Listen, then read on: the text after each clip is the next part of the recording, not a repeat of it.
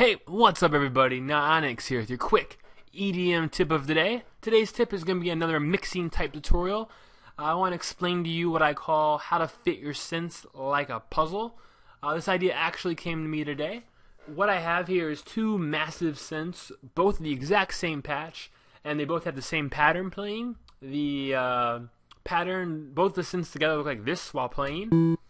Synth 1 respectively would be on 2 and synth 2 would be on 3. Now what I want to talk about is actually the gap between 2 and 3. You notice there's not a high intense level of sound in that area. Now today when I was working on a track, I had a sub bass, a bass. Actually the track was fully done, so it was pretty much a fully done track, but we'll just talk about the sub bass and the bass area.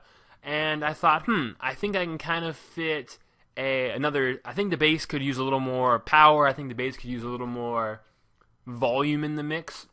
So what I ended up doing was checking my graphic EQ to see maybe what area was lacking. So I literally get the three elements, the sub bass, the bass, and the bass, and I make sure I don't have any of the EQ peaking at the exact same time. I tweak the EQ so sub bass might be peaking down here, and then I'll cut it, drastically cut it, and then there'll be another bass peaking in here, and they won't be crossing too much, and then I'll have something else peaking over here, or that's a rough example, but you get the idea. But with careful EQing, you can make your synths fit together like a puzzle. And oftentimes I talk to people and they say they don't use the EQ to check this, they just do it by ear.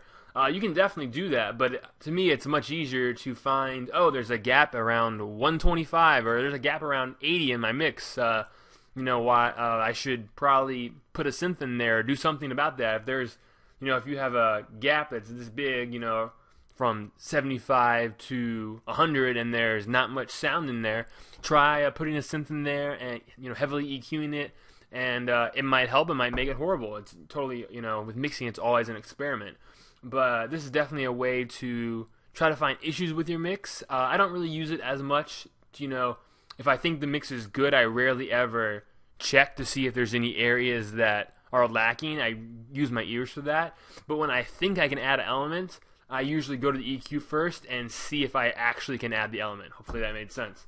But yeah, if you guys have any questions, definitely let me know. I'll try to do more of these. It's been about a week. Sorry about that.